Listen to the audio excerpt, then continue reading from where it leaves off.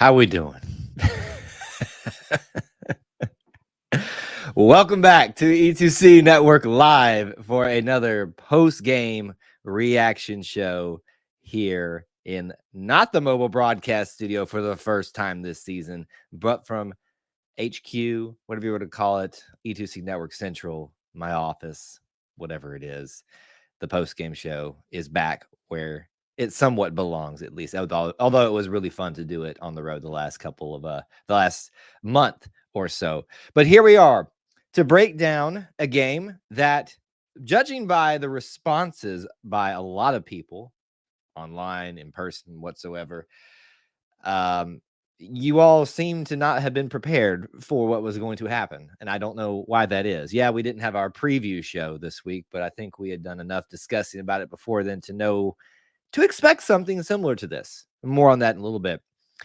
Auburn gets walloped by the Georgia Bulldogs, number 2 Georgia Bulldogs, by the score of 10-42 in Athens. Not a good look for the Tigers, not a good look for Coach Harsin, not a good look for anybody associated with the Auburn family and the reactions afterward anyway. But that's what this is a reaction show to get it all out there, talk about it, and discuss this. Not a lot of detailed stats, not a lot of detailed film looking, all that stuff. This is really just about what we're thinking, what we're seeing. Now, I will tell you that if you're going to be doing the stereotypical fire Harsin, which it may happen any moment now at this point, that's not going to be the best way to get your comments used here on the show. Not that those are incorrect or not that that topic can't be talked about, but we probably need to have something a little bit more original because that's going to be the commentary tonight.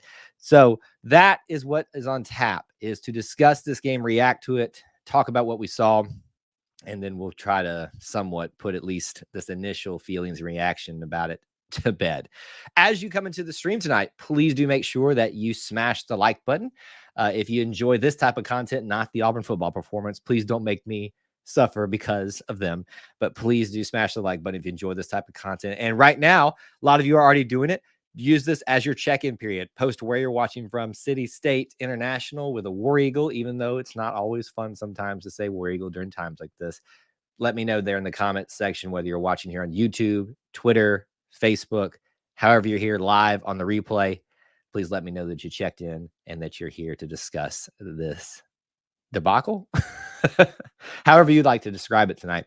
So we'll get our show started with that, and see a lot of you already popping in. Also on this stream, we have the opportunity to do this on the post-game shows when we're in studio. We can allow our Booster Club members to call in. You guys should have access to that link to call in, so please do. We'll take your calls if you'd like to, but just them tonight. So it's not an open mic night. That's on Wednesday nights. Don't miss those at 8 p.m. Eastern time. All right, let's get into it. Say hello to a few people that are already here, that were here early on. WT says that was an old-fashioned butt whooping. I'm gonna be honest with you guys. My initial reaction to this, I expected this to be a lot worse. I honestly did, especially the way things kind of got started. I'm kind of disappointed in the Georgia Bulldogs. They could have made this look a lot worse than it really was, and it was bad. It was really, really bad. But it could have been so much worse. But it was still enough of a butt whooping to characterize it as one. A lot of people booing. We got Joe checking in. There's always next year. Tyler, here's the sad thing, buddy. You got a whole half a season left. We are 3-3 on the year with 6 games left in the season, foreseeably. If by some stretch of the imagination that we pull this thing out of the fire, then you can still be bowl eligible, and you might get you one more out of this thing. Doubt that at this point, but obviously that's why you play the game. Dustin, good to see you. Thanks for checking in. Cortland Ingram, this is an interesting perspective that I understand where it's coming from. It says Will Friend should never coach an O-line anywhere ever again. We knew it was bad, but good Lord. I disagree with this still, because the hand that Will Friend has been dealt should not be placed upon him. Now, he can only we always talk about this concept. You can only play with the cards that you have in your hand, right? So you're only responsible for those things. So you would think it wouldn't track. And I want to put some context around this thing because we're all about context here, not just the emotions, even though this is a reaction show. I think most people miss this, is that the already beleaguered, inefficient offensive line had its already previous injury issues, apparently had more. Now, if anybody can clarify, and I'm going to get behind in the chat, I know, so I'll try to catch back up. And if some of y'all are commenting or clearing up some of this, but I believe that Austin Troxell went down and Alec Jackson went down as well. And I don't know if they came back in or not. I think Alec Jackson did not come back in, but I think Austin Troxell may have been able to come back in. But not that it was really, at this point, I say give anybody else a chance on the offensive line that wants to play at this point. Did I put the rally cap on? No. I think the purpose of the rally cap is to go into a situation where you have a likely opportunity to win it, and you need it. Like, of course, we needed it in this game. Those of you that don't know, Tyler has witnessed the magic of wearing the rally cap. I won't show it here on camera because I don't want to drain its energy. We may need it later on in the season. And I wear it, and we have won a game when I did that. Now, I tried that in a recent game, didn't work so well, but I didn't even feel confident about that. Thank you guys so much for those of you that are checking in. And I thank you guys for reminding everybody to smash the like button. Want to get as many people in here as we can to participate in the show. All right, so I will continue to jump ahead a lot here, and I will scroll back to some. But if there's a comment or a question that you would really, really, really like to get to, and I just keep missing it or skipping over it, if you're doing something derogatory, just fire Harsin. There's a reason I'm probably skipping over you. Not because that's not a topic we don't need to address, but simply just because, trying to get a little bit of variety in the conversation piece at this point, which is, I know, hard to do.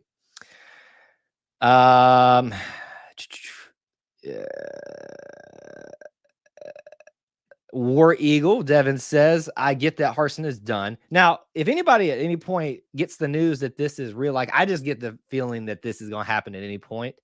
Is it official? Like, please let me know, because things happen on these live streams all the time. We get commits, people decommit, we get, something weird happen, a coach is fired all the time when we do live streams. So please keep me posted if anything happens, because I do not have any of that pulled up right now.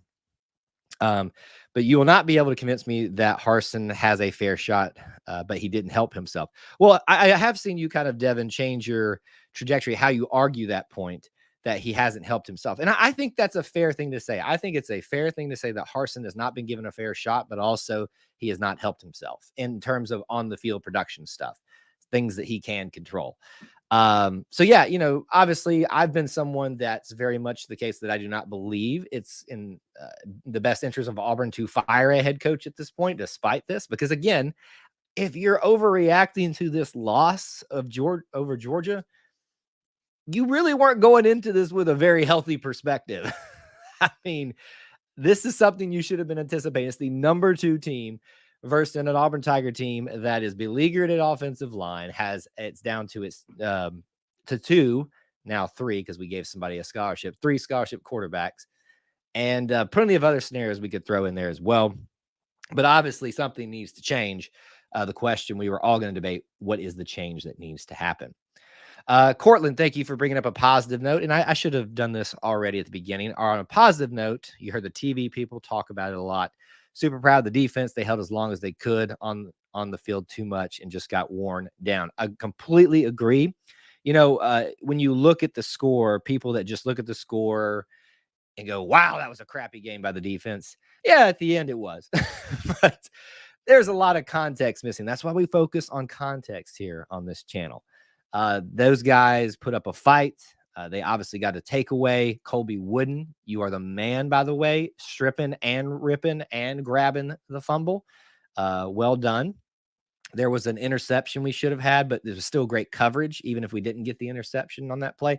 There was a lot of things tonight to like about the defense. Not perfect by any stretch of the imagination, but that is a positive note. Jarquez Hunter, you are the man, and you continue to be the man, and I love your heart and your effort. So we need to give him, his due as well. Oscar Chapman, the man from the land down under, just being a beast. Love it. Those are probably about where the positives end, though. And it's funny, Rob, our special teams, right? We want to celebrate Oscar and Anders tonight for making his field goal. But then you got the whole decision to go for it on the fake punt, which, by the way, I have yet to see the fake punt because I was traveling today to get back here. I was back home for the second half, but watching it while we were traveling back. So I never got to see that just because of the connection issues and things like that. So I I got connection back and watched. All of a sudden, Georgia was like on the 30-yard line. I was like, what happened? Did they throw like a big bomb or something? Which wouldn't be shocking. Anyway, it wasn't as bad as the score, in my opinion, Teddy. Interesting. So you're saying the game wasn't as bad as the score indicates? Do you mean that in the sense that, because I think I said something similar, that it was much worse than the score actually looks like, meaning there should have been a bigger spread? If that's what you mean, I agree with that. Brian, thanks for checking in from Minnesota. Chris from Virginia. We got people all over. Y'all keep checking in if you haven't. Would love to see some people from some different places as well. Obvious Georgia is a much better team, but honestly, it wasn't that horrible. That's what you mean by that. Oh no, it was bad. It was really bad. All right, skipping ahead again, just so don't get so far behind. Halftime stats looked good. Michael, I have not actually had an opportunity to sit down because of my travel today and look at the stats. Now, I did take a quick peek in between some traveling moments at some of the things that were happening. You know, obviously, you look at Robbie Ashford's completion percentage and things like that. Wasn't great. You hate it for Robbie Ashford, right? Because he's a freshman. He's going to make freshman mistakes. You would hope that those mistakes are fewer and far between, and sometimes they're self-inflicted. He's also not been dealt the best hand to work with, but you can only only play with the cards in your hand. So don't cause more problems than there are already out, and control what you control. I agree 100% with Harsin on that. Control with what you can control, but that fumble was a big issue. Obviously, the other one as well that they didn't get back. Just a lot not going right tonight. Rob says, I agree with your statement that firing a coach in the season can hurt recruiting. However, with only 10 verbal commits in October, can you give any backing to that statement? We do have some solid commits, but woefully down in quantity. Not that you're wrong in that. I think what I disagree with, not just you, Rob, but a lot of people that bring that into this discussion. It's a very, maybe I'm saying this correctly, a fallacy of a foundation. It sounded better in my head. Not a good foundation to work from, in my opinion, because you're operating off the assumption in my mind that we should have a certain number by this point. That's not how you should think about this. You should think about recruiting as, are we getting the right guys in? Now, offensive line, clearly we need. Are they coming? I still choose to believe that they're coming. So, it's a tough topic to wrap your head around. I think honestly, recruits now understand what the situation is. If this thing, the longer Harsin survives, with also the potential of maybe some things getting better, then maybe he does stick around. That provides some stability for these recruits. But I think most people understand that the longer this continues to trend the direction it's trending right now, Harsin is not long for this world at Auburn, whether those of us like it or not. So recruiting at this point to me is not really a valid part of the argument in terms of whether to keep it or not, because we all can look at context of the situation, go, what's going on here? Tyler says Auburn seems to be relying on Hunter a lot more than Bigsby nowadays. I think that's a lot because of what we have to work with offensive line wise. Hunter is very good at, as we saw, slipping tackles and just busting one loose. Congrats again to him for giving us something to cheer about today. It was a much needed moment. Tank is a different type of back that needs that little bit of sunlight. And once he has that sunlight, he will do something with it. Jarquez can just kind of twist and turn and make things happen and then just turn it on like a jet and he's gone. I think that's why you see him being utilized more. There's probably a frustration factor there for Tank, I can imagine too. I'll keep skipping forward here. Wow. Some of these comments are hilarious. Don't know if I should bring them up though. Debbie says just rebuild. What do you mean by that, Debbie? What does that mean to you by just rebuild? Does that mean stay with Harsin and keep working through this? I can get on board with that conversation. But I also can get on board with the conversation. Is this what's best for Auburn? I still lean that changing this quickly into a decision to fire another head coach is not what's smart, but that's just my opinion.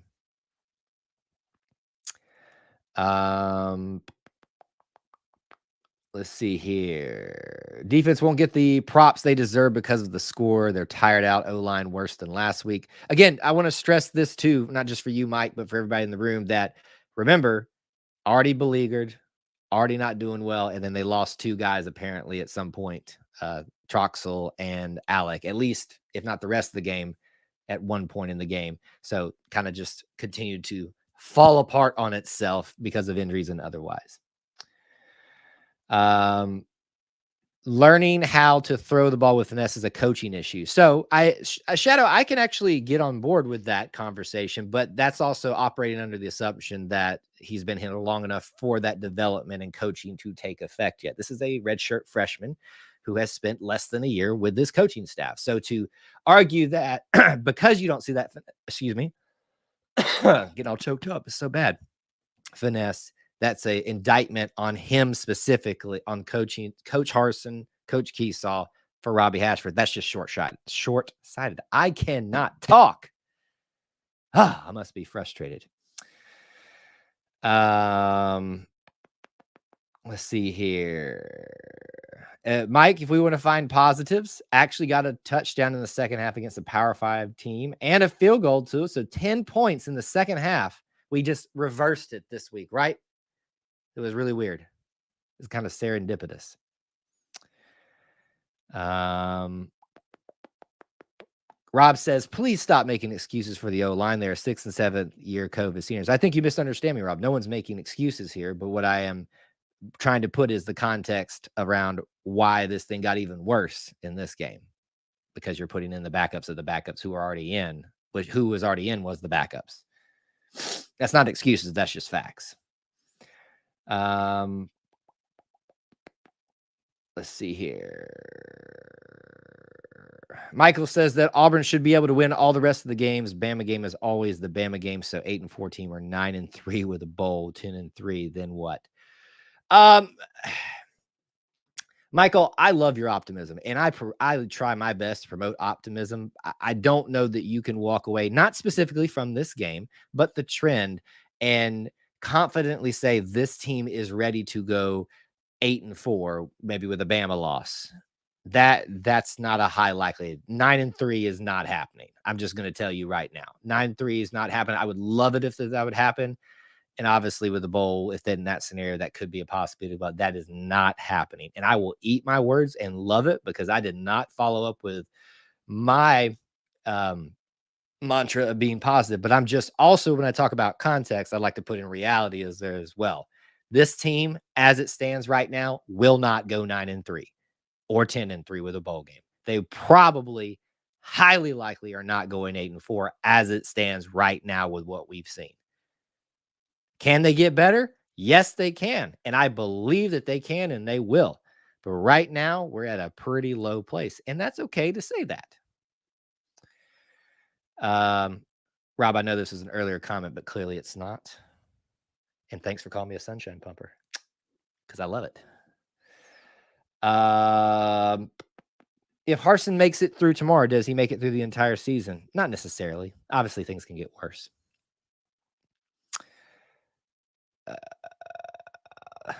Did I see the clip of where Alec Jackson blocked air, let the UGA defensive tackle run straight through Robbie, no resistance? So I've seen several moments of lots of because I think that was the popular thing on Auburn Twitter today, was to take the offensive line tag coach Harsin, tag coach Will Friend, which it's like, I hope that makes y'all feel better. Like they're not going to pay attention to that whatsoever, but I guess it makes you feel better.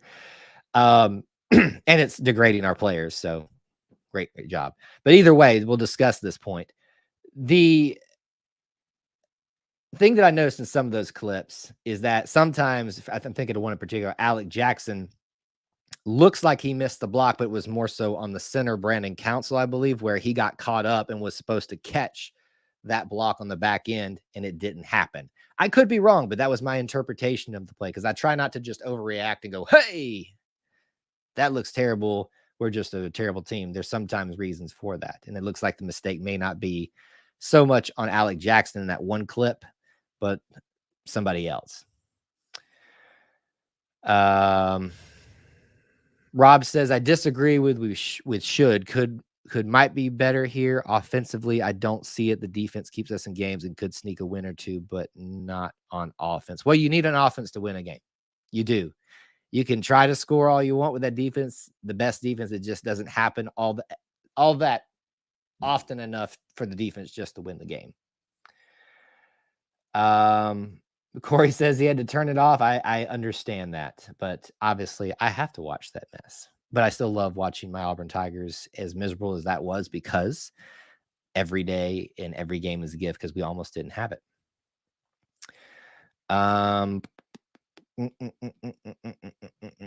Let's see here. Stan, thanks for checking in. Thanks for being here. Not being mean, but where is Robbie's protection? I don't understand that last part. I'm sorry, Debbie. Where's his protection? Well, there's not been protection for any quarterback for quite some time. The final score post, Dusty, are they getting them in there? Are they getting after him in there? I will say, for those of you, let me talk about context. It's the buzzword these days, especially this show. For those of you who don't know, obviously Auburn Twitter is a life unto itself. They've been doing the meme things, blasting when we beat somebody with, victory memes and stuff like that. And they're doing it to us. Like, we do it to ourselves. So it's like, at least we're even. Sometimes that can go a little overboard. It's like, I'm glad you're being consistent, but let's tone it down just a notch. These are still our guys and our people that we're putting on blast a little too much. I think there's a nice balance you could have there. Sometimes it goes a little bit overboard.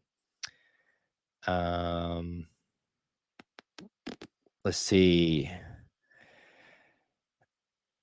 Trying to see if there's some other commentary we haven't hit just quite yet. Devin, are you ignoring me on purpose? Kind of feel like it. What am I ignoring? I'm sorry.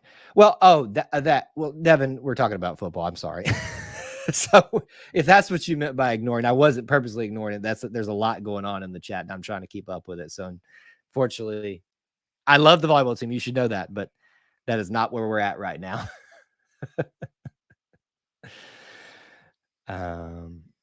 Let's see. Having assistant coaches and vets working with the new guys should be part of the system and team mantra. If we're not doing that, that's a problem. As we see here, you never know who will be starting. As you see here, you never know who will be starting. I'm trying to understand what your point is in that shadow. Are you saying that's not happening? Do you know that for a fact? I could. I don't know. I'm just asking. I don't think he wants to talk about volleyball or equestrian, even though they beat UGA today. And you're saying, no, I'd love to talk about it, but that's kind of, I'm trying to keep us focused on where we're at. What's our recruiting budget? It's a great question. None of us will ever know that, because that's probably proprietary. Is that the word? WT, I don't foresee us having a good year at all, but I am hopeful. I still think you give Harsin until the year's end. I'm still on board with having that conversation and can agree with that notion, WT. I just, there is a point where you start to question. It's kind of like we talked about during the off season with the whole investigation, faux allegations, apparently, and all the other stuff, internet smearing, and media personalities having a vendetta against him because he wouldn't do certain things or say he did certain things, all that involved. There comes a point where you have to ask the question, is continuing together what's best for Auburn? And I don't think we've reached that point yet. But obviously, with each day the trend continues, that becomes a harder and harder debate to have. That's a big question, but it's a good question. The million-year-old question, how does any coach fix this? Well, y'all going to hate this right now, but Coach Harsin is correct. You just have to take it game by game and operate with what's ahead of you immediately. And again, I'm going to use the word again. I'm going to start having something like fly across the screen. Context. Understand where you are as a team and not let what's already happened and what could happen affect this particular moment, this particular practice, this particular game. So how do you fix this, right? Biggest problem is the offensive line. I don't know how you fix that, but maybe the best thing to do is just to continue to cycle people through and figure out who presents the best option, which I know and trust they're doing because they're trying to keep their jobs, but it ain't working. So really, it may be just a case of we have to figure out how best to move the ball with what happens with the offensive line. And I think they're trying to do that. I just don't think that they have the foundation to fall back on with the quarterback carousel that we've had, inconsistencies in other area. It just, it's a big question. I don't have the answers to, but I think some people believe, oh, this coach would fix this. No, not right away. Not right away. Get the equestrian team to play O-line. Hey, listen, if I don't care who it is, if I could do better than them, I would. And I would be out there right now because I'm tired of watching Tank Bigsby get hit behind the line and have to fight back. Thank you for reminding them to hit the like button if they want to. Obviously, I'm not everybody's cup of tea, and I understand that. No.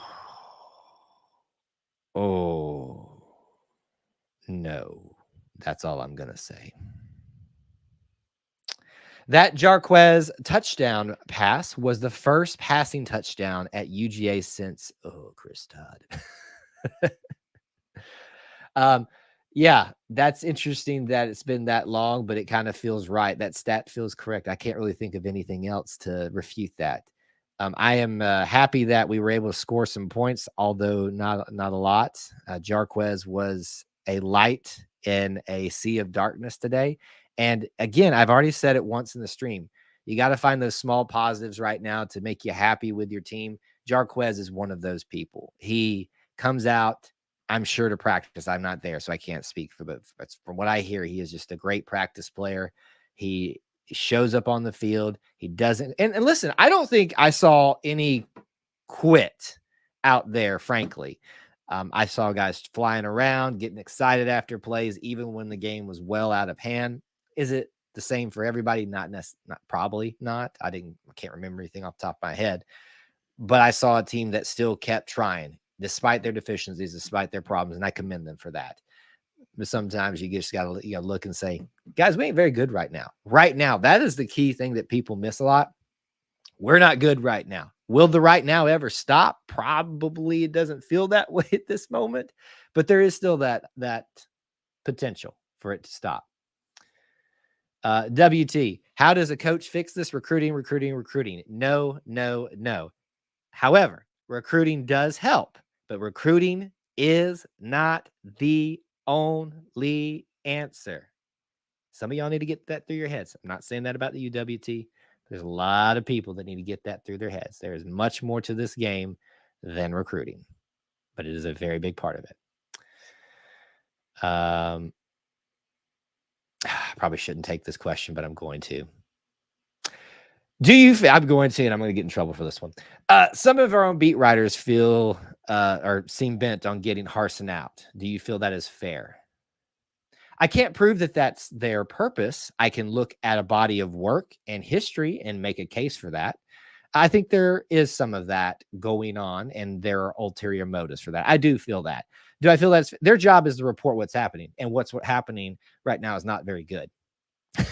So they're not making up the bad things. So don't think that they're incorrectly reporting things and focusing on things, but they are choosing to ignore some things, and they're choosing to continue to harp on things. And I'm saying they, because I'm just talking about a collective, not about an individual specifically or things like that. Use your own imagination. That's all I'll say. Let me just put it to you this way. We all want to be mad at somebody right now. Most of us want to be mad at Harsin. Some of us want to be mad at Gus for some reason. There I go, stir that crowd up. Some of us want to be mad at other Auburn fans. Some of us want to be mad. A few of us want to be mad at Georgia. I'm mad at Georgia. Some of us want to be mad at beat writers. They're not the problem ultimately. But some of the things that go on are not cool. Play calling on offense is the issue. And I don't disagree with this completely, Michael, but I would also say that you can only play call what you're capable of doing. And if what you're capable of doing isn't good enough, play calling is really not going to matter. I'm not saying that's 100% what's happening, but you do have to at least entertain that thought. Robbie behind the 2016-17 O-line would be elite. Maybe. I'm not trying to dismiss Robbie in any way here, because he's doing the best that he can as given his experience, given what he has to work with at this moment. I would caution everybody to put those type of expectations on somebody without seeing that come forth first. We saw some great flashes from Robbie the last couple of games. We've also seen some very bad mistakes. He is a growing player within his specific positions, and it's going to take some time for him to become the player he's capable of being. And I would love to give him that opportunity, but there's a lot of season left. We'll see if Holden gets his shot. I don't think he's going to, but you know what it is.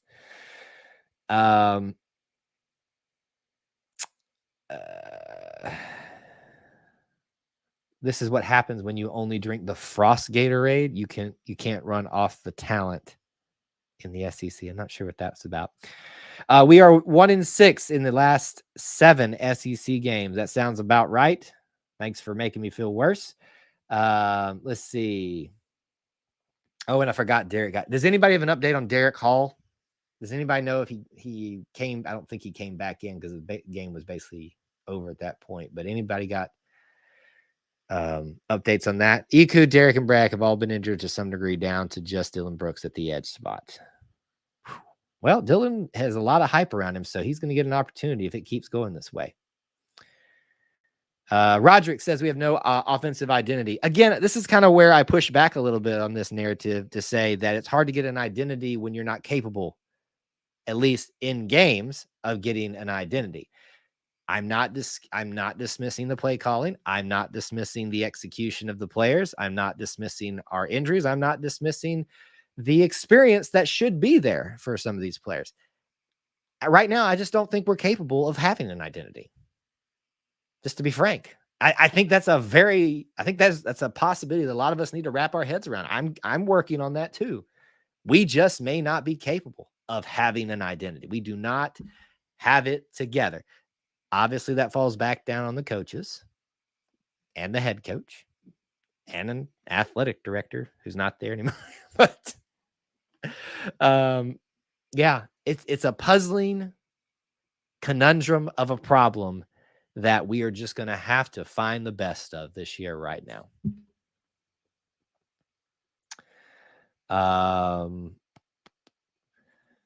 The defense gave 100% effort the whole game, but when you're on the field for that long on a time of possession, you're bound to get tired and get chunk yards in the fourth. Now, my understanding, did we end pretty even in time of possession? Maybe at the end that kind of got a little bit disproportionate, but someone was saying that it was pretty even, or at least I heard that for most of the game. And if that's true, I mean, it's weird to look at those type of stats, right? And I haven't looked at any of these stats right now. So this is a reaction show. This is just stuff kind of off the cuff. We're kind of feeling through this thing right now. It's weird to look at a stat sheet and have it be okay looking when you look at things like time of possession. No, yardage was clearly a big one for them this game. Rushing, you know, and it not be awful. And then look at a score like that. Like, what was the problem? Turnovers, penalties. Someone said it earlier, and I didn't say it enough. Penalties today, guys.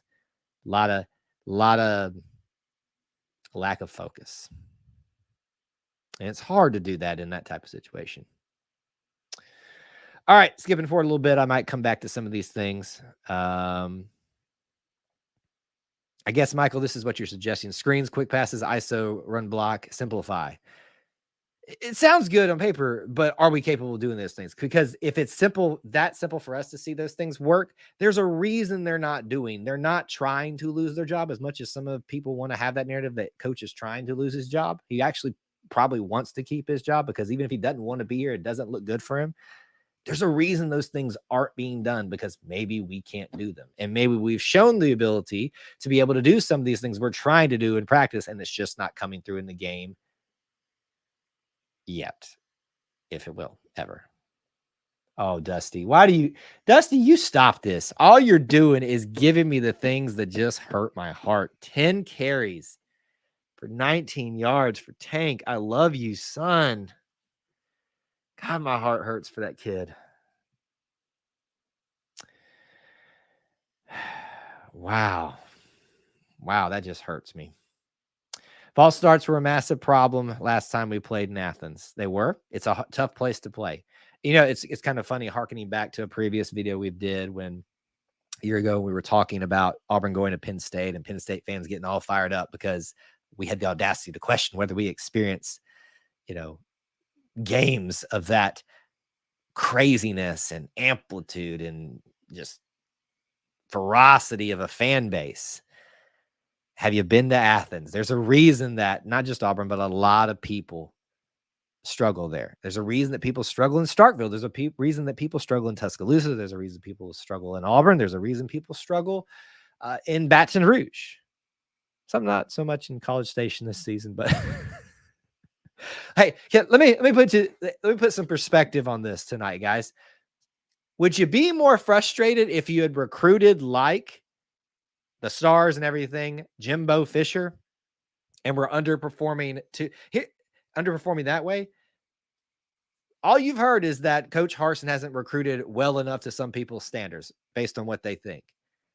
You're kind of seeing that maybe correlate on the field if that's the argument you choose to go with. But how would you feel if you had recruited what everybody thinks you should do, legal or otherwise, and they're putting on the field what they're putting on the field? It is what it is. I'm sure. Has the game even started yet for Alabama, Texas A&M? I don't know if I want to be hurt again today. Now, Dusty, I'm going to just start ignoring you because you're just hurting my heart at this point. Georgia had 35 minutes to 25, so not terrible, but still tiring. I would say that's a big enough margin time of possession to make a very big difference. 10 minutes spread. I'd say 5 minute spread is like pretty even. You're going to have a team at the end of the game that eats the clock. That's a big enough spread, I think, based on what we saw. Rob, you say we're not capable of having an offensive. I'm making the assumption or the speculation. Yet when recruiting is mentioned, you seem to overlook the talent gap in recruiting. How do we gain an identity without more talent coming in? Coaching. And coaching takes time. I know a lot of us don't feel like that's happening, that's occurring. And you may be able to argue that point very well right now based on what you're seeing on the field.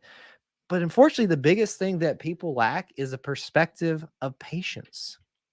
You asked, when I say you, I'm not saying all of you, but I'm saying you, the Auburn family as the collective, asked for a change 2 years ago, right or wrong. And this is what you have to go through. a complete change, downfall. Not everybody that makes a change is going to have a complete 180 in 1 season or less, or 2 seasons or less. These are the things that you must work through. And it sucks. And I don't think a lot of us were prepared for this level of it sucking to be able to handle it. Thank you for sharing the fight song. I love it when people believe. I believe that this team is capable of getting better, of improving, of doing things that none of us expect. But I also know that we are coming from a place that is not very good right now, and that's okay to say too. I didn't say it, Whit. I didn't say it. Thomas, War Eagle, y'all. Good to see you, buddy.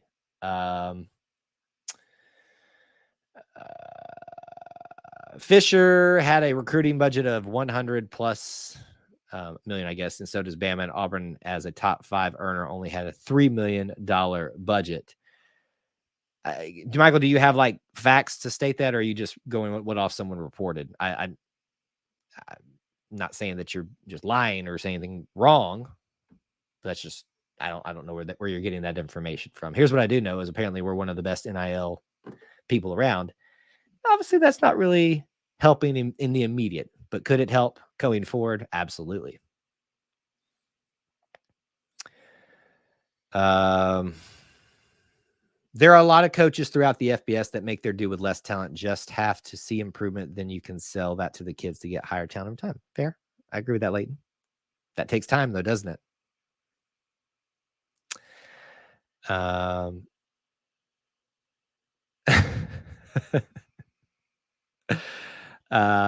Yeah, listen, I dislike Georgia because I have to put it up with it where I live. I didn't think I'd like disliking. I think I wouldn't. How am I able to speak on a regular basis? I did not think it was possible for me to dislike being around a certain fan base even more than Alabama. It's getting that way here in Georgia. All right, well, I'll have to go look that up. I'll try to remember. I can't make you a promise that I will, because that I don't really.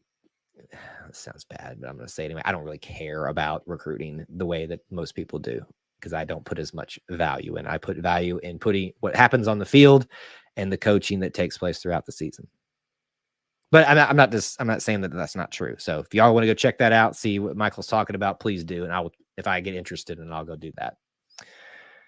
Why is that not coming up? That's not what I meant to bring up, but living in GA for 20 years, and yes, they're getting worse than West Alabama. One of the negatives of Harsin on his hire was he couldn't recruit the Southeast. Do you think he has improved at this in his time at AU? Couldn't recruit the Southeast. Well, last time we did one of our recruiting videos, which we don't do a lot of, his recruiting class consisted of 3 from Alabama, 3 from Georgia, 2 from Florida, 1 from Louisiana, and 1 from, where was the other one? Anyway, sounds like he recruits the Southeast just as bad. Now, you may say, they're not all 4 stars or 5 stars. You won't know how good they are until they get here, get coached up, get out on the field. Because people who make that argument discredit people like Roger McCreary. And he's just one example. Recruiting is not the end all be all. You have been trained to believe that. Wrap your mind around that. And here's our first dog fan of the thing. I don't understand why they come over here to yell that. Obviously, their win wasn't that satisfying enough, but there it is. You're welcome here, but don't think we're not going to give you crap for coming over here. Let's see here. Due to depth, they won't run the zone read. Robbie really should run it 15 times a game. They will save that until the Bama game. Watch, and they will run Gus's offense in that game and go for broke. I highly doubt that, Mike. I highly doubt that. But I agree with you, maybe not specifically about the zone read, that there are things that we could do that would be a little bit more productive that maybe we're not capable of doing right now. All right, we actually do have one of our Booster Club members calling in, so we'll say hi to him for a little bit and talk to him. Make me feel something, Thomas, please. I need to feel something. I don't know if I can make you feel something, but let's pump the brakes real quick. By show of hands, likes, comments, who here in the chat is employed by Auburn University and has anything to do with this football team? Oh, I'll no, wait. I get accused of that, so I'm going to raise my hand. Yeah, I'll wait. So we're fans. At the end of the day, we are fans of our beloved team. At the end of the day, we don't have a thing to do with who's on the field, what plays are called, and how they're executed. So either be a fan or go apply for the job. And I can guarantee you won't get it.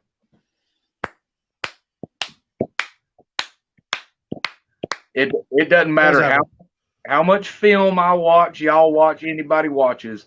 We're not fixing to get the job, and I don't have the money to pay anybody to go down there and call plays. It just don't happen that way. We lost. Of course we did. We just watched it.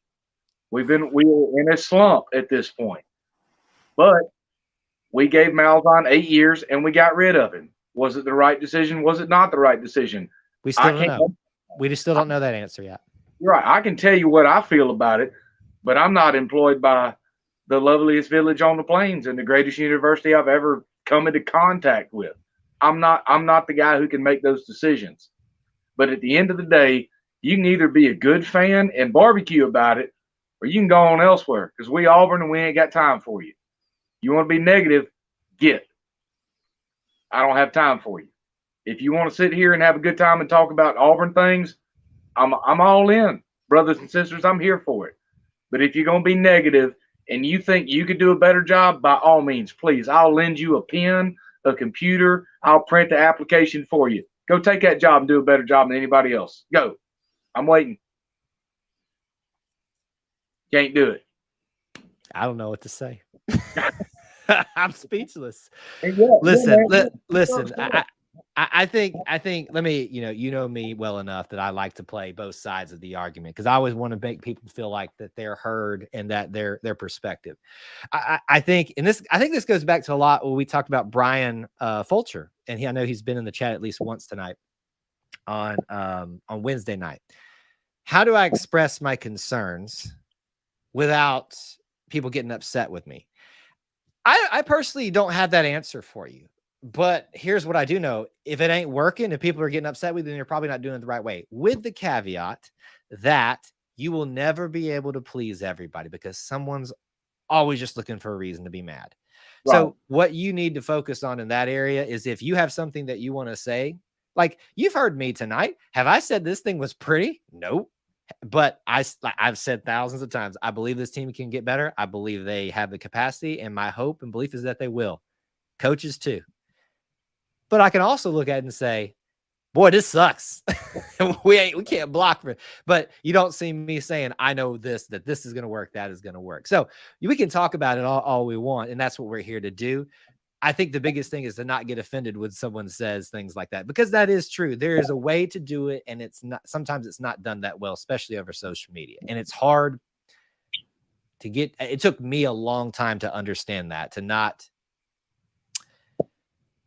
I don't know. I'm not doing a good job of forming my words tonight. And that's what usually happens on reaction shows. At least I'm not in the mobile broadcast studio with a sun setting on me, because right now you would see me like bending down, trying to stay in the light. And here we are finally. At least that's one positive of today. I'm in the studio and I have somewhat adequate lighting.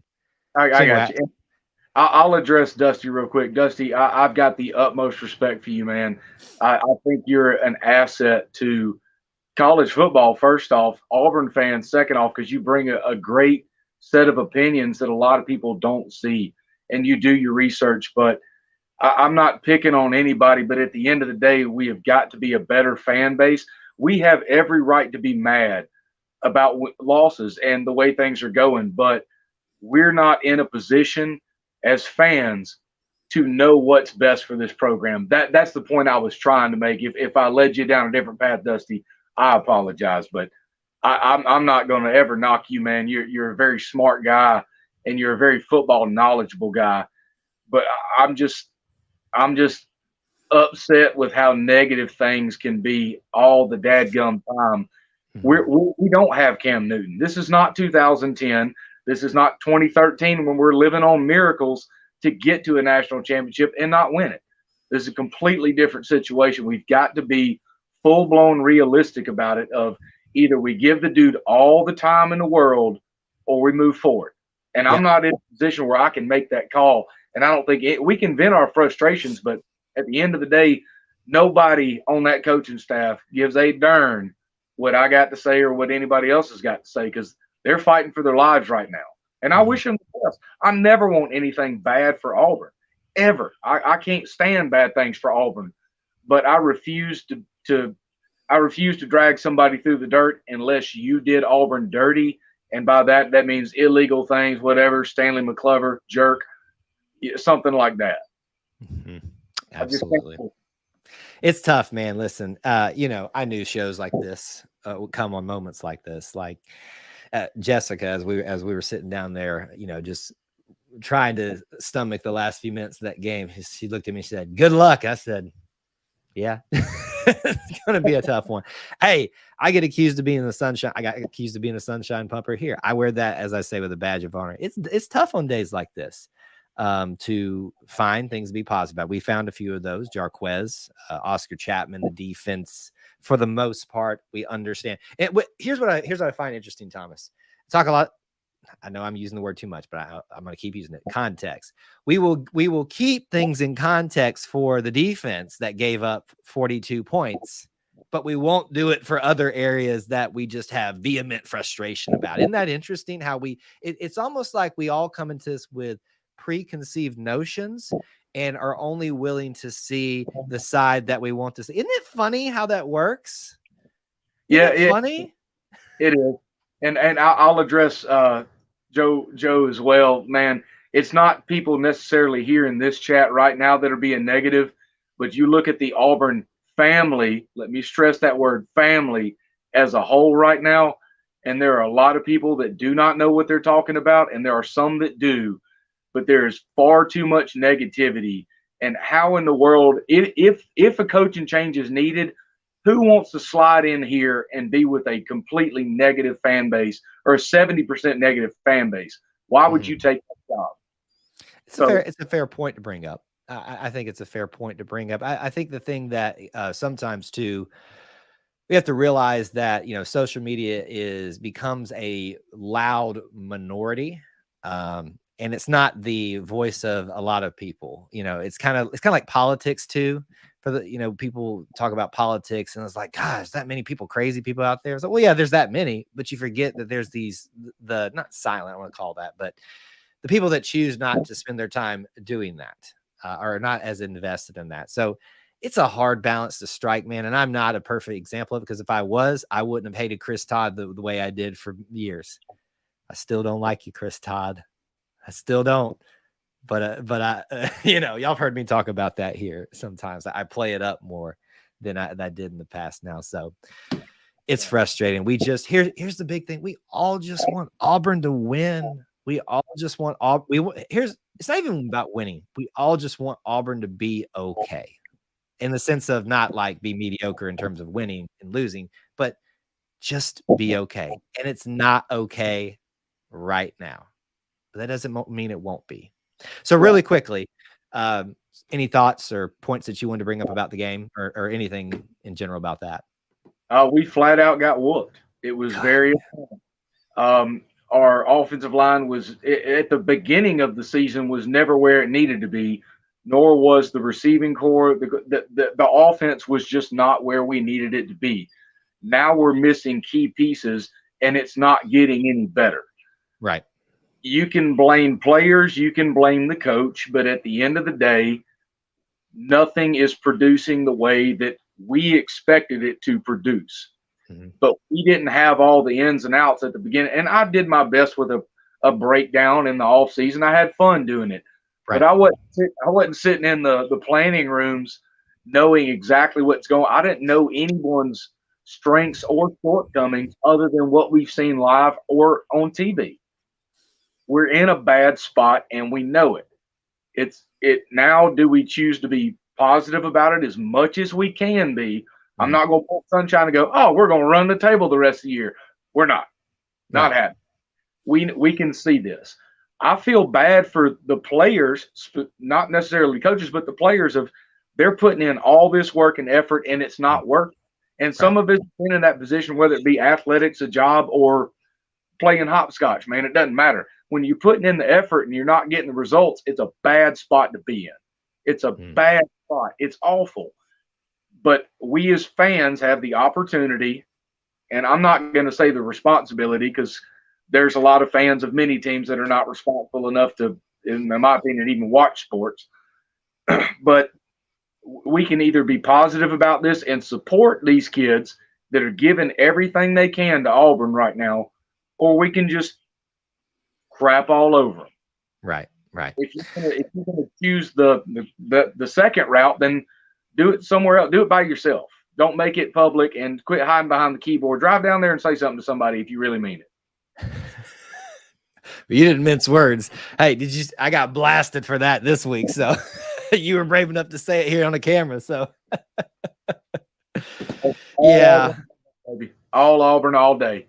Yeah, listen, this too shall pass, and it will one day, maybe next week, but one day, whatever that is, we'll have something else to be happy about. That Ole Miss team probably is not one that's going to make it too easy on us having that turnaround. But the biggest thing that's just shocking for me is how vehemently people are upset about this and didn't see this coming. Like I admired a lot of people this week, how positive and optimistic they were about this game. And I could just see it coming. I'm like,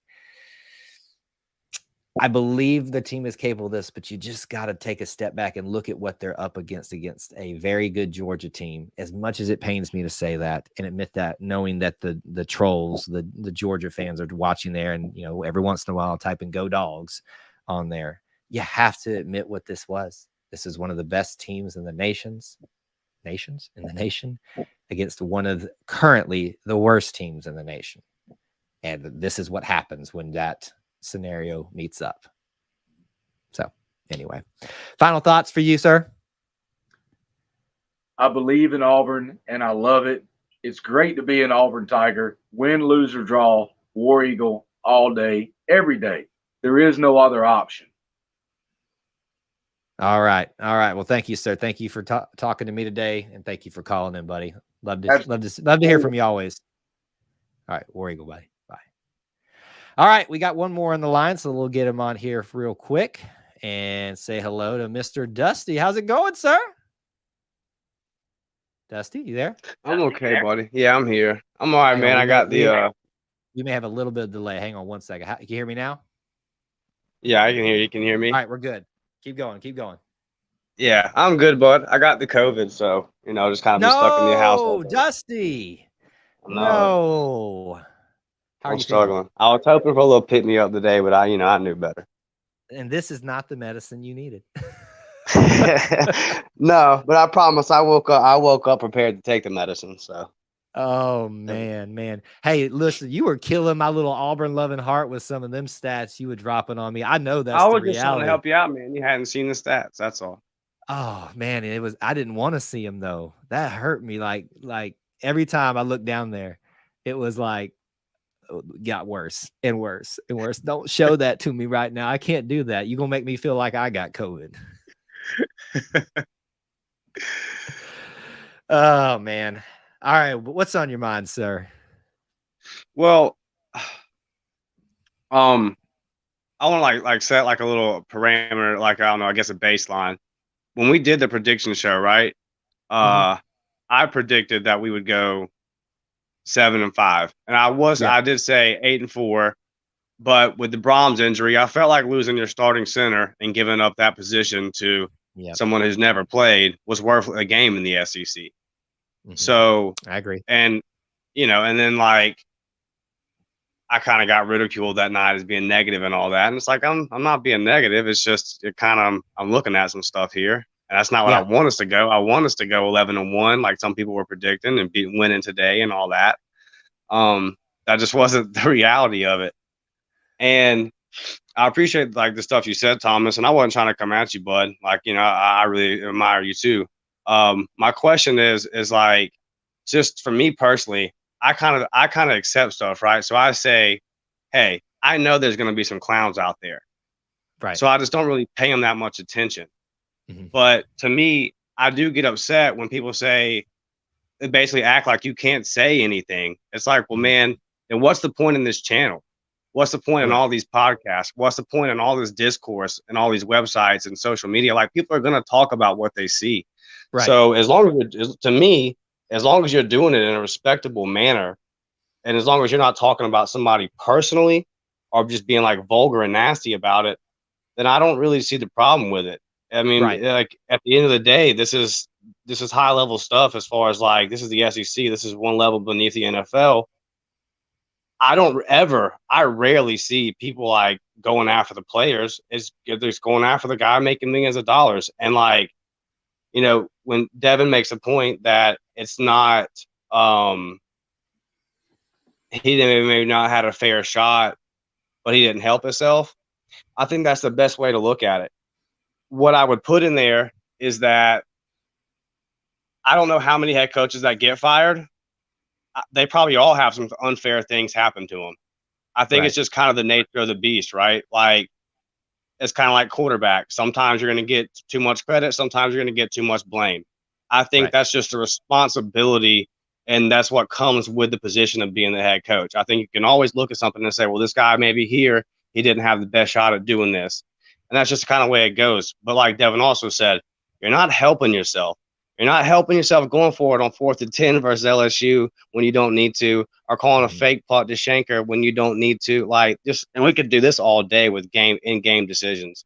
We could do it all day with recruiting and the transfer portal, and now especially with the NIL money being there. Like, it's just there's just a lot of things. So it's like, kind of like you talked with that one guy last week on the line street. Where do you find the balance? Because it's just not going good, and we're on pace to have back-to-back losing seasons, and that hasn't happened in like 40 years or so. So, I mean, you just can't call it. You just can't call it anything else. So it gets to that point where it's like, listen, man, when you're saying something is bad, you're not coming at Auburn. You're not attacking the players. You're not attacking Brian Harsin personally. Like, and I made this point to Devin. Me and Devin were talking on Twitter. I said, hey, I run a crew at my company, right?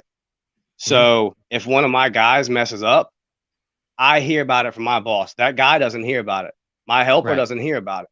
I hear about his mistake because I'm the crew leader on that job. And if he makes a mistake, I'm held responsible for it. So, and that's not fair because I didn't mess that up. Right. But I make more money than him. That's my responsibility before we leave that job to make sure that doesn't happen. So that's just maybe a perspective to take, for some people to kind of look at. Yeah. And that when people form camps, right? When people get into they want their opinion to be, absolutely right, that's when it gets extremely toxic. And that to me is just like, all I'm trying to do is just observe the facts. And as long as Brian Harsin is the head coach at Auburn, I want him to win every game and be successful. But when you go 1-6 in your last SEC games, I hate to tell some of y'all, no matter any SEC school outside of Vanderbilt, because of the academic restrictions that they have on themselves, outside of any other school in the SEC, it's going to be negative talk. It's going to be noise. That's just the nature of the beast. There's 90,000 seats at all these stadiums. The tickets cost hundreds of dollars. That's just the way this goes. Like, ultimately, you're judged by wins or losses, fair, unfair. That's just sports at this level, man. So, it just kind of is what it is. So But can I ask you a question?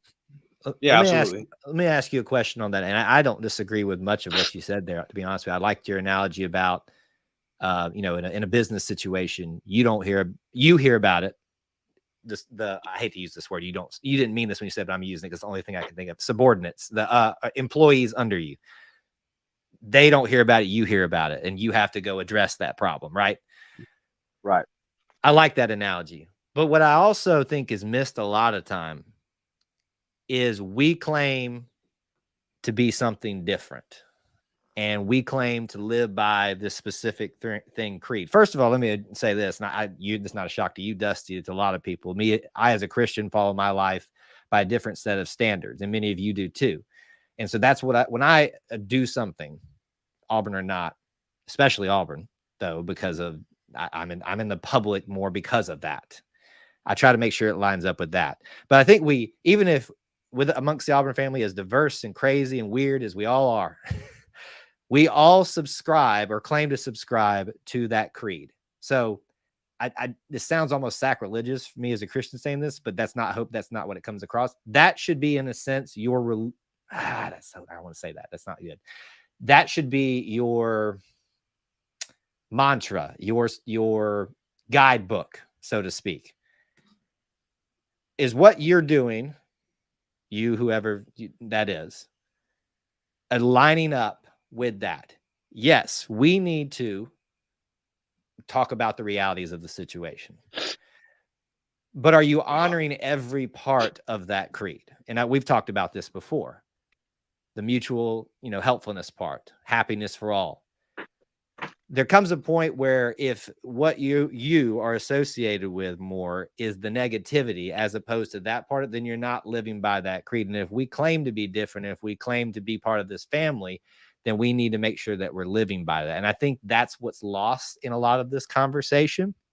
So the negativity, yeah, it comes up naturally, but should it though?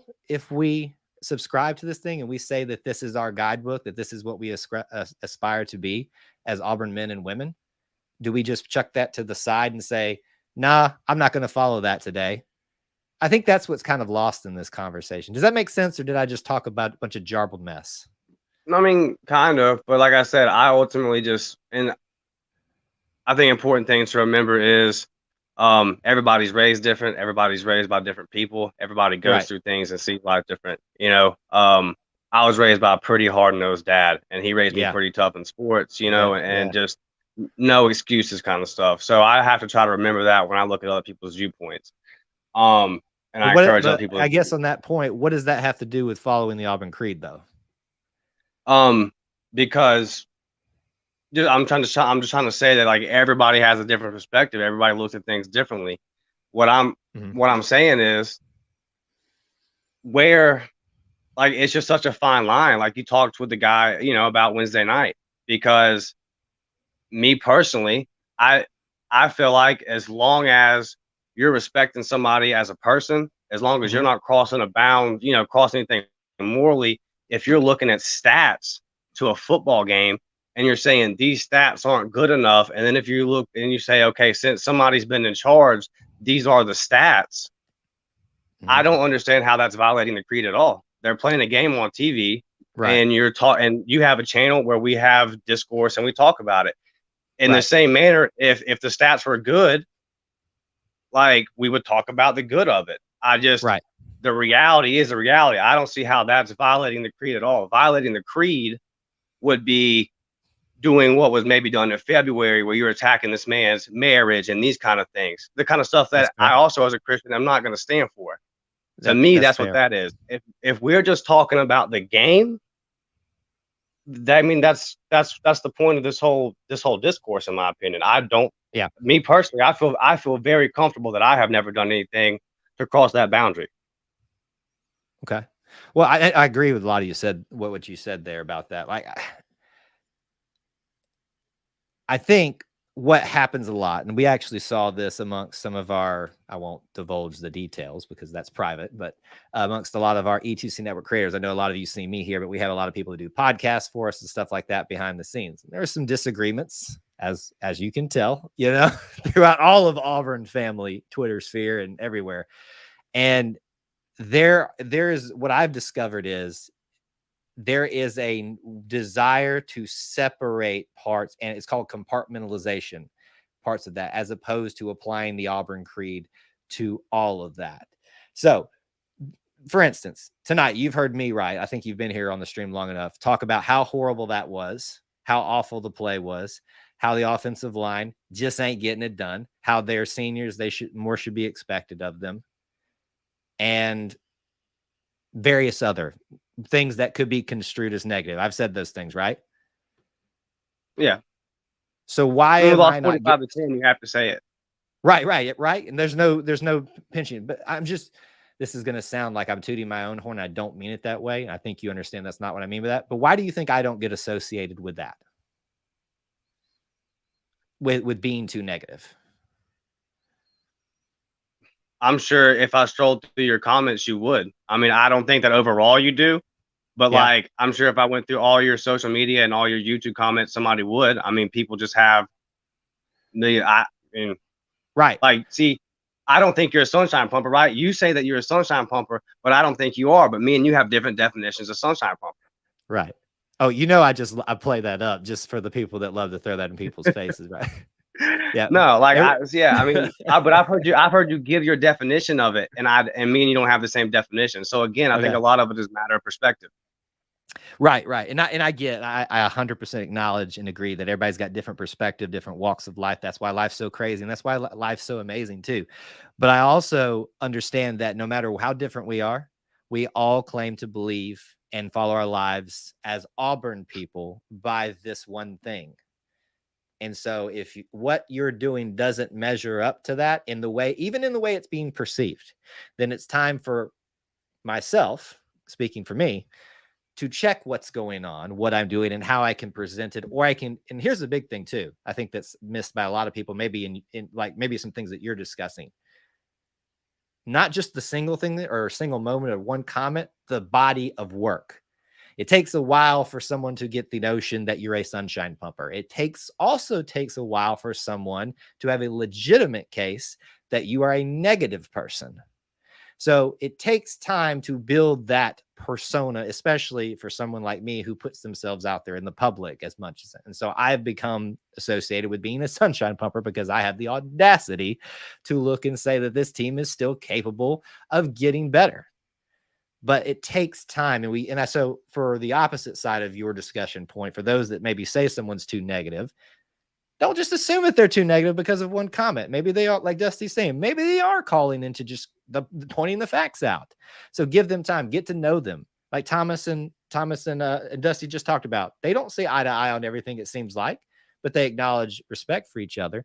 So I think there's I think there's growth area for a lot of us in these moments to understand how we can best be part of the Auburn family, not just for this team and this coach, but for each other. And so I think that's the biggest thing that needs to be recognized here by all. Don't be so on one camp, as Dusty said. Try to find somewhere within that spectrum of sunshine pumper and negative Nancy that you can find close to the middle. Me, I choose to be on that side of the sunshine pumping. That's just me, though. But that's the thing, is you have to take the consequences of what come with it. Whatever the decision, I get called whatever, you're just painting lipstick on a pig all the time, or you're too reality based, or those type of things. So I don't know. I feel like I'm going in circles now at this point. Yeah, well, I mean, it's one of the things, man. It's like, because I always use the example of is when people say our fan base is so toxic, I say, okay, well, they weren't too toxic last basketball season. They weren't too toxic last baseball season. Like, I really hate when that gets said. If you're winning, nobody's toxic. When you're losing, this is how it gets. And hey, you can apply the creed to that, and I agree with you on that. But it's just like, ultimately, let's just kind of acknowledge that's what it is. If we were winning games, like none of this would be, none of this would be. I get frustrated with the narrative that Auburn people are so negative and so bad, and then basketball season rolls around and we win 20 to 25 games and we go undefeated at homes and we're the best fans ever. It's like, well, are the same people that were at the football game, or all of a sudden now they pieces of crap? That doesn't make much sense to me. It actually makes a lot of sense to me. I actually agree with that narrative, because we're all fallen and broken people. And just because we are good in this one instance doesn't mean that we're good in all instances. So I actually agree with that narrative, that we can be the worst fan base, but we can also be the best fan base too. what I value and what I aspire us to be as a fan base is to be it all the time, in the good and in the bad. And that doesn't mean, hey, we just got our butts whooped 42-10. Was that what it was? 42-10? 45. 40, God bless America. 45-10. And everything's hunky-dory. But it should be, we should react to things differently. I, as a Christian, should react to adversity a little bit different than everybody. So if we claim to be something different than everybody else, let's be that in the good and the bad. And right now, as a collective, especially on social media, I don't think we can say that we are. We're just like everybody else, and that's not okay, especially if we claim to be different. I hear you. I mean, me personally, I don't think I've seen anything that crosses the line, but I guess we'll just have to agree to disagree on that. I will tell you that it's taken me a long time to get to the point of seeing it that way. Again, I've referenced it before. If you knew me in my days of my Chris Todd hating, like, you would have hated me, Dusty. You would have hated me. I mean, Chris Todd, was it like 22 touchdowns and 6 picks? I'd kill for that right now. Listen, yeah. Whoever, especially those of you that knew me back in that day, you can clip this right now. I would take Chris Todd in a heartbeat right now. So I've just set myself up for failure right there. They're going to clip this thing and they're going to be like, told you. So yeah, yes. My family could do the same to me with Stidham. I'd take Stidham back. Oh man, listen, it's frustrating. We're all frustrated. We all want the same things. We want Auburn to be okay in the most wholest sense of that. We want them to win. We want them to do it the right way. We all want to be happy again, and this ain't it. But that's the great thing about being an Auburn fan, is every time they're down, they somehow seem to come back up and give you some pretty amazing moments. So we'll just have to figure out our way through this time at that point. I mean, I think we're an awesome fan base. I think that the crowd last week at LSU, you had a whole week of noise, and it's still one of the best crowds in the country. Like, I believe in the Auburn family. I don't feel like we're that far away. There's just mistakes being made, but those things can be righted. And I think now with the transfer portal and multiple signing day and recruiting, and with us really, the NIL situation really seeming to come under, finally get some foundation. Yep. I just don't think we're that far away, to be honest with you. It is, and I think it can get righted quicker than it used to in the past, because one of my biggest thing was when we made the choice to make this swap from Gus to Harsin was that we were going to become Tennessee. But the tools that are in play now with NIL, the transfer portal, as you brought up, make that a possibility to not become Tennessee. Or maybe, a better example would be Nebraska. Y'all remember the days when Nebraska used to whoop up on people, and like you saw Nebraska coming and there wasn't a chance in Hades you was going to get a touchdown or you were going to be able to even stay, with them. You look at, someone brought him up earlier, Scott Frost. You look at Nebraska coming down. Oh man, can we schedule them for homecoming? And listen, they've got all the tools too. They got NIL, they got the transfer portal, but they fell so far. I don't think Auburn finds themselves in that situation where they were already so far back that the ground can't be made back up. Will it take longer? Maybe, but could it go by quicker too? It absolutely can. But right now it sucks. And right now we are not a good football team, and that's okay to say too. Well, I'll leave you all with this. And first off, man, Thomas, I love you. I appreciate you, buddy. Kyle, I appreciate you. We don't always have to. I love having these discussions with you, man. I really do. I appreciate you giving me the platform, and we can talk these things out, buddy. I really appreciate it.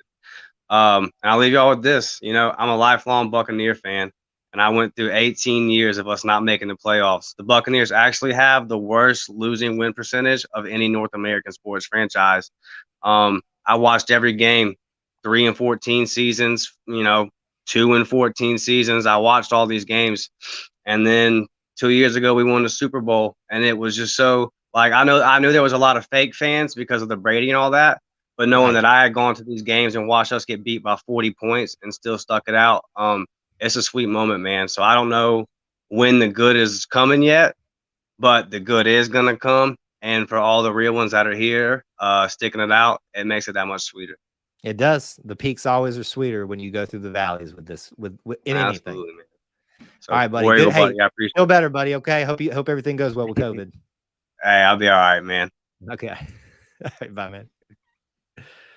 All right, two great perspectives to hear tonight, and that's why we were able to provide this to some of our Booster Club members. But if you're wanting to get your call in, obviously not tonight is not the night for everybody. We'll wrap up here because I know we've been going longer than normal.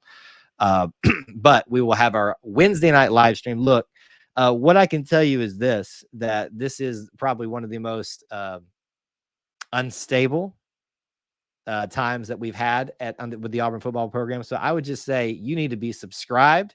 You need to be having that notification bell marked to all.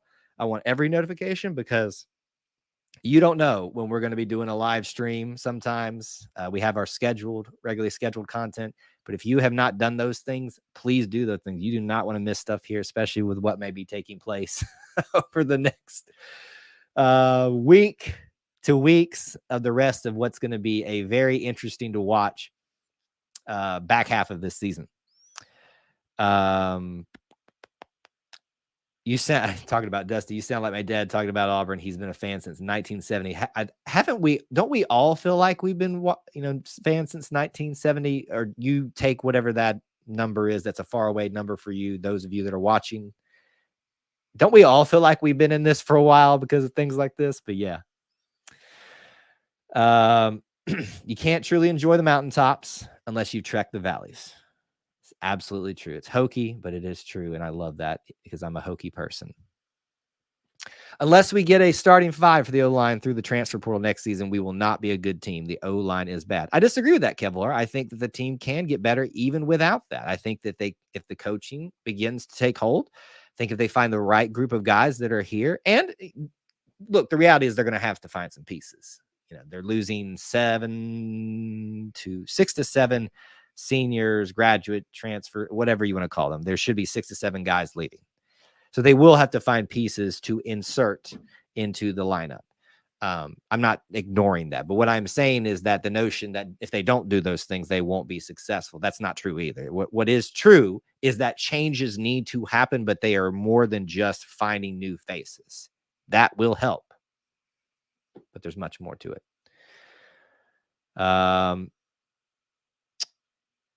Let's see here. My father went to Auburn, or went to AU. We disagree on many things, but at the end of the day, we are the Auburn family.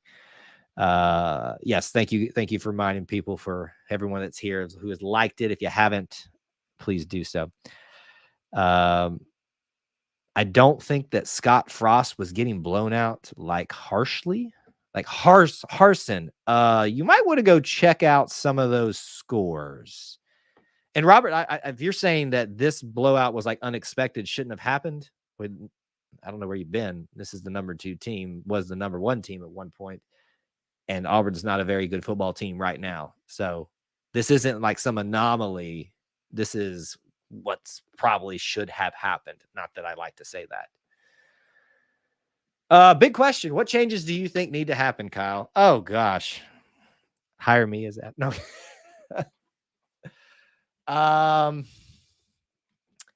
Let's see if I can get it into 3 things. Gosh, it just sounds like a cop-out, but I mean, the offensive line has to create a run game up the middle.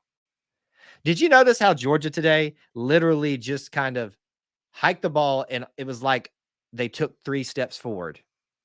Our guys are meeting them where they're at. Is that a conditioning? Is that a strength problem? Is that a talent issue? Experience issue? It shouldn't be. Whatever is going to fix that problem is ultimately what gets this offense going. Robbie, I don't care if it's Robbie. I don't care if it's Trey Lindsey. I don't care if it's Zach Calzada with one arm just off of a surgery. I don't care if it's Bo Nix. I don't care if it's Tom Brady. I don't care if it's Cam Newton. If you cannot have support in the running game, especially up the middle, to some degree, you will not win the football game. Period. Said, done, over with. Robbie has escapability to be able to get loose of some of the pass rush that continues to come his way. Has he been that great at making something happen out of that? Not completely, but he's a young guy. So really it's simple. The offensive line has to make a change in terms of creating something up the middle. I'm not an offensive line coach, so I'm not going to aspire to say how you fix that. No, unbeaten leg. You said that earlier. We're not hiring Herb Hand back. No. And see, here's the difference. Thomas brings up a great point too. The offense and defensive lines make just as much of a difference. Think about how bad this would be if we didn't have a defensive line that showed up today for the majority of the game. Give or take. This would be really bad. Games are won and lost on the line of scrimmage. Leighton says hire an AD to get aligned. That's a fair point. Make coaching changes if necessary. Rebuild quickly with the portal and promise immediate playing time along the offensive line. Well, I don't disagree with number 3. There's no promises to be made. It's there. The opportunity is evident. The opportunity is available. It's basically you want to play, come to Auburn. And I promise you that they are pitching that. I think some people see there's not enough offensive line people committed or likely to commit, and they think that pitch is not being made. That's not the only thing that matters to some of these people. And NIL has leveled the playing field. It really has. It makes it so that a number 1 recruit will go to Jackson State simply for the money. Then playing time didn't matter there. Of course it did, because he probably started right away. I'm not following Jackson State, but that's the perfect example. So, yes, you want to pitch that, but that is not one of the things that's going to you rebuild quickly by going to the portal. Portal is probably a bigger instant if you can find the pieces that you need to plug in, but again, that's a Band-Aid. I would rather us have the patience, take the time to get the right group of young guys in and begin to build them into something better.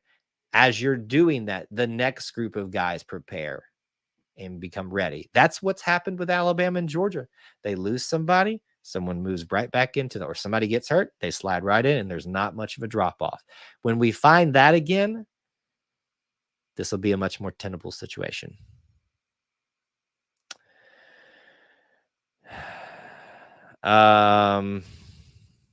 Curious how to see we do against Ole Miss. We'll talk about that later in the week. Why have we not been able to attract offensive line through the portal? Playing time and all the extras should attract a lot. You'd think that. Money talks, my friend. And yes, we have, as Dusty brought up, we have recently found out that we have one of the best NIL programs out there in terms of bringing money in. But some people don't care about that. Some people, believe it or not, some people don't care about playing time. I know that's a real far-fetched idea. Some people just want to be part of a winning program. Some people wanted to come because of Chick-fil-A.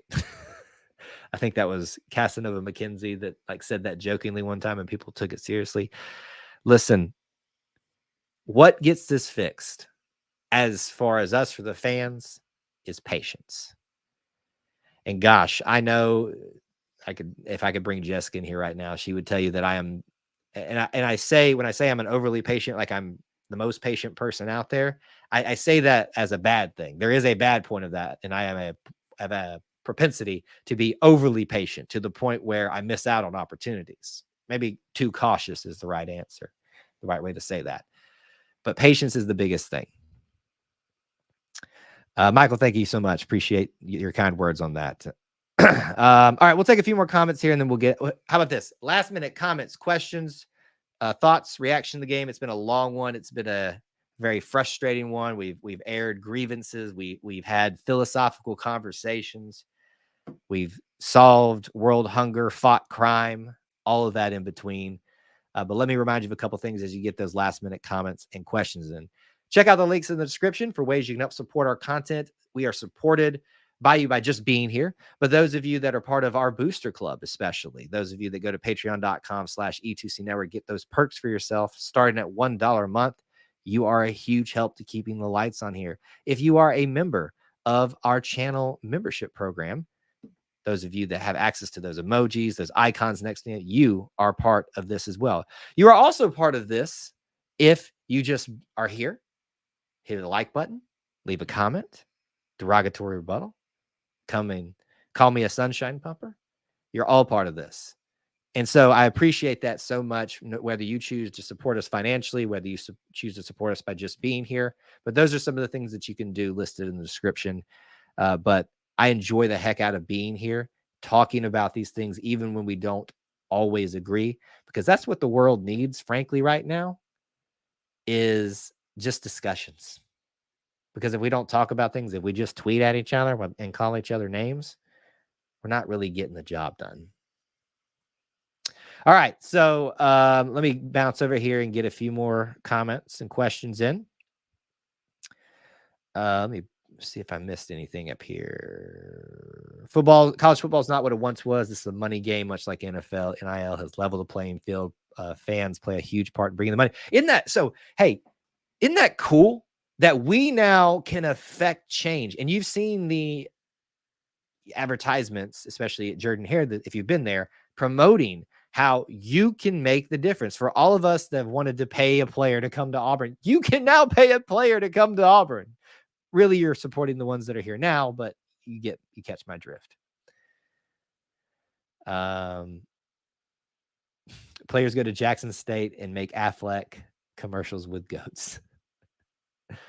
College football is not fun anymore since the transfer portal. Paying players, the racial stuff, the politics. I get what you're saying. Listen, that's life. So if college football is not fun anymore, you don't have to watch it. But I find it really fun, even on days like today's. Any reaction show after a bad loss is going to be a downer. I think this show does a good job. Thank you so much. I hope you guys truly feel that way, because I try real hard to balance all sides of the equation. Of course, I have my own leanings, as I try to be on that side of being in the positive spectrum. And I know I fail at that, but I try real hard to give you guys a place where you feel welcome. And I agree. Share it with your family and friends. When do the basketball talk shows start? So basketball is always ongoing. So here, since we've gone this long anyway, this E2C is mainly just me doing the majority of the work. Now, that is not to discredit our people who do as volunteers podcasts. I have individuals that help me with things when they have the time and the willingness to. So that, don't want you to think that I don't have individuals that don't help me with things, but it really is amount of time and money. So if you want more frequent content, some of these things you don't see, the best way to do is to help support them coming in, joining the booster club, all that kind of stuff. That's my last pitch today, because that really does make the reality come of us growing and bigger and becoming bigger one day. I don't want us to get too big, but I would like us to be able to have extra hands on deck officially. And that's a long way off from happening, but just to kind of ask, I said all that to say, basketball is always a part of this. And as soon as we get into the season again, you're going to start seeing regular shows with that. You're going to start seeing some more edited videos with that as well. All that's coming. Football is king, and we have to focus on that a lot right now. And I hate to say it, but time is money. A lot of well wishes on the way out here to everybody involved, guys. Thank y'all so much for being such a great community. And I really do appreciate you guys. You are the best little family within the Auburn family. Stay tuned this week. Lots of regular content coming out. Next time I see you guys on the schedule will be this Sunday night. The Auburn Experience, episode 7, live recording. You can listen to it on the podcast, but don't miss the live recording of that. It'll be about 9 Eastern time. The recording will be, and we'll have some hangout times before and after. And the Auburn Experience show is about having much more of a perspective than just football. So don't want to miss that. Austin and I got to own up and fess up to some things, because we have failed the Auburn volleyball team. Until then, you guys are the best little family within the Auburn family. And I can't wait to talk to you again, rain or shine, loss or win, because it's always great to be an Auburn Tiger. Wow, you botched that, Kyle. Worry.